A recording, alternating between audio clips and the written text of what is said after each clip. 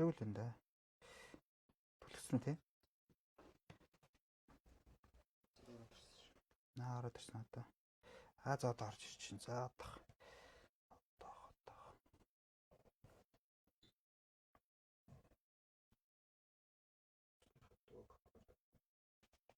Хацаа.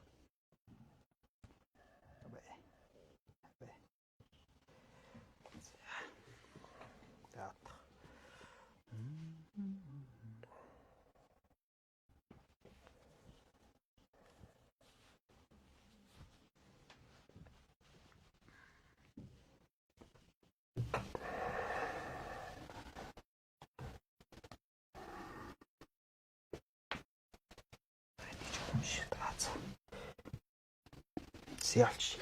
За сайн байцгаана уу хүндэт үзэгчдээ та бүхэнд Master Production-ы жүжигчин мөнх сайхан буюу MC. За сайн байна уу та? Сайн байна уу? За сайхан аварч байна. Бас. Одоо Монгол Түмний баяр цагаан сар өнгөрсөн учраас одоо нэг сайхан аварч байна. За тэгээд хоёулаа яг нь уран бүтээлийн тухай л одоо ярих гэсэн. Тэгээд ялангуяа та хэд ч одоо уран бүтээлтэй эд зав толгойтой өснөөс их ажил даалга гэдэг одоо ер нь ачаа өгөө сууж штэ. Ганц толгойч биш нь биеийн бүх өстэй хэсэг ийм айтай хүчин гарлаа. Тэрнээс хойш танаа энэ хамтлаг хэдэн удаа одоо энэ талаар. Өнгөрсөн оны 10 сарын 16-нд нэг тоглолт хийсэн. Тэгээд тэр маань 11 сарын 17 ингээд дуусаад бас хөдөө орон нутгаар айлын тоглолтоо үргэлжлүүлээд ирээд UB Pass таалтын тоглолт гэж хийгээд ингээд нөгөө нэг санагалдсан хоёр талаас санагалдсан одоо нэг нь үзэхийг хүссэн нөгөө нь үзүүлэхийг хүссэн одоо энэ огтлцлог гэдэг юм уу. Тийм тэгээд бид нар чинь 6 жил тайзан дээр гараг байсан. Их сайхан хүлээж авсан тоглолт. Ингээд бид бүхэн энэ зүйлээ энэ хөө хийж байгаа энэ шоу тоглолтыг цааш нь үргэлжлүүлж ардсан бол үзэх хэрэгэлтэй байгаа гэдэг тэр мэдэрсэн. Туйлын их мэдэрсэн. Тийм учраас энэ хавар цагийн тоглолтыг одоо ингээ эхлээд явж байна. Бид 3 сарын 6-нд тоглолтоо хийс одоо том амжилттай ингээ өрнөд явж байна да. Тоглолтын нэр нь юу вэ?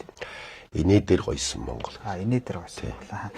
За тэгэхээр би ингэж л асуух гэдэг энэ ковид гэдээ бид түрүү ярьсан шүү дээ. Тэгэд энэ бол уран бүтээлч нарт нэг бодлын одоо хавтит болсон гинэ. Одоо ингээ нэг жоохон юм бодох хэрэгцүүлэхтэй тэгээд шин санаатай ирж хүчтэй орж ирэх. Нөгөө нэг уран бүтээлчд бас ярьж байна.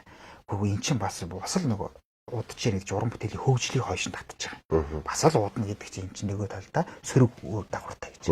Жүжигчин мөнх сайхан гэдэг хүний хувьд энэ цаг хугацаар ямар шохон байв? Ер нь юм хүн бодож одоо миний төрний хэлдэг чинь хэрэгцүүл үү? Бид нар их баялаг уулзцаасан гэж хэлмээр байна. Одоо чиний хэлж байгаа аль аль тал нь яг үнэн болчиход байгаа байхгүй юу? Тэр өнгөрсөн 10 сарын тоглолт бол одоо бид нар ингээд тэгэд одоо нэг хүн одоо жишээ нь баг 20 30 жижигхэн хүний богц гэж байдаг тий. За энэгээр нэг юм хийчих юм бол болох юм байна да гэсэн. Энэ богцнуудаа дүүр ирсэн. Энэ дээр гараад асах нэг талаар бол зохиолын нөгөө богинохон байсан гэсэн үг хэрэгсэн. За энэ ч гойсон юм гэдэг. Одоо бид чинь нөгөө нэг санаан дээр ингээд толгуурлаа хоорондоо ингээд чиний хэлдэг аль аль нь зөв. За нөгөө талаар нөгөө уран бүтээл хийхгүй байгаа цаг хугацаа чинь бас хүмүүсийг жоохон чангаах асуудал нөгөө тайзан дээр гараагүй удахаар нөгөө бас нэг бэргэх тал байна. Ийм хүү талууд бол хоёр талаас бас нийлсэн гэж ойлгож байна. Тэгээ та хэд нөгөө дэлгэцэн уран бүтээл бас их сайхан хийдэг. Кинонууд бас олон түмэнд үзэгчд хүрдэг тий. Тэр ойрын үеийн төлөвлөгөө байна уу? Сүүлд ямар дэлгэцэн уран бүтээл хийлээ? Бид тэр сүүлийн кино уран бүтээл чинь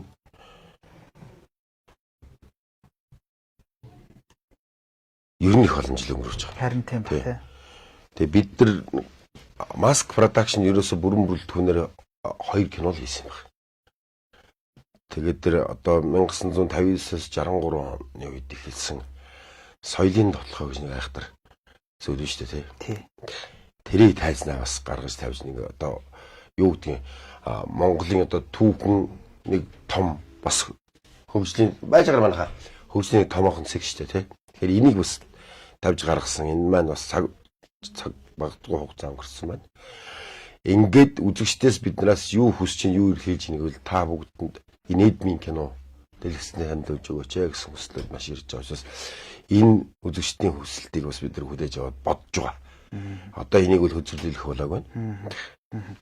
Тэгээ би бас нэг юм сонирхолтой юм танаас асуух гээд энэ таны үеийн жүжигчид одоо ингээд та чинь маш олон жил ингээд тайзан дээр ингээд байхад бас их тийм нэг юм шантрах шантрахч байх вэ одоо нөгөө ингээд хальшрах гэх юм уу.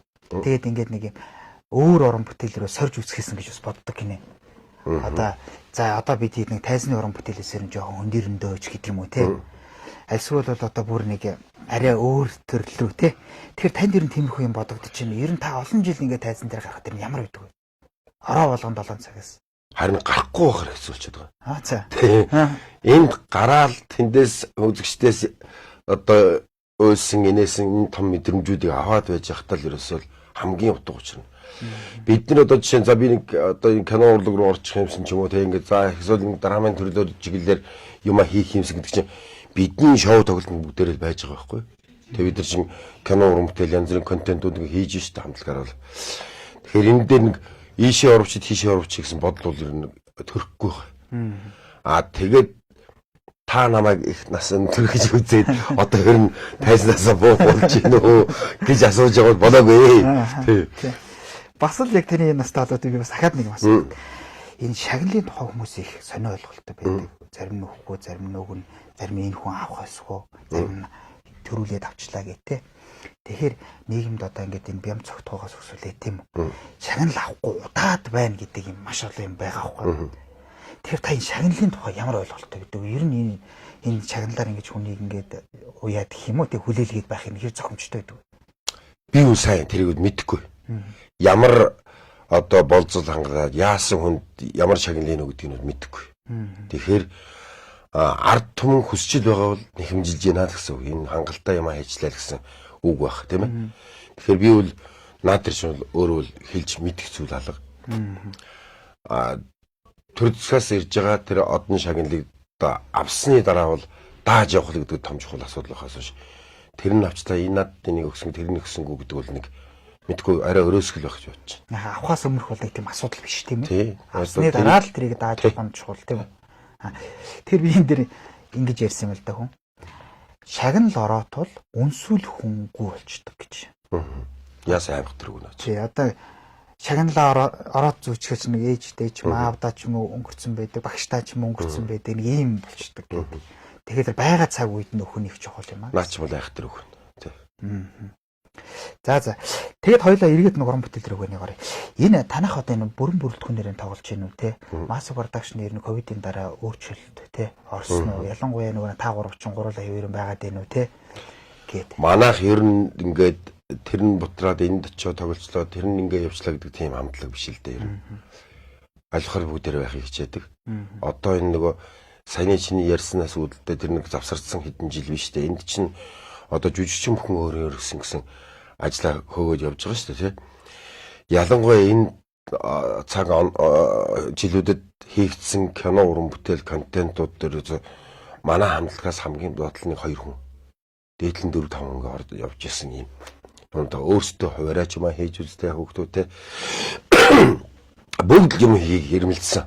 Нэг ч хүн энэ юг урлагийг хаяад одоо би машин зарлаа, одоо би барилга барилаа гэж яваагүй байхгүй.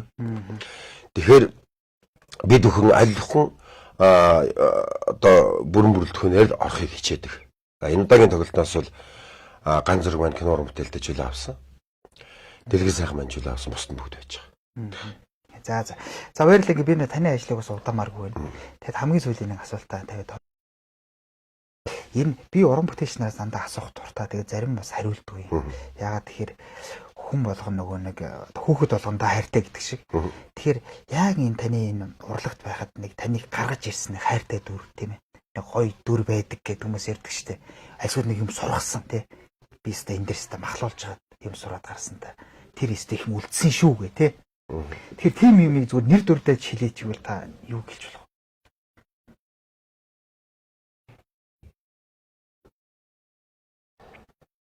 вэ?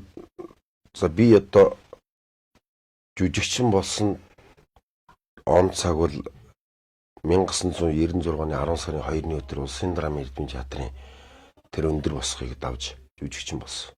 Би тэнд 7 жил ажилласан. Энэ хугацаанд надад одоо чиний ярьж байгаагаар одоо шавхсан одоо тийм ээ одоо жүжигчний өөр нэлээд шавхсан асуудал гэх юм бол би тэр феодал гэдэг нэг жүжигийн голоор л тоглож ирсэн. За энэ бол надаас нэлээдгүй потенциал шаардж нэлээдгүй хэцүү шавхсан.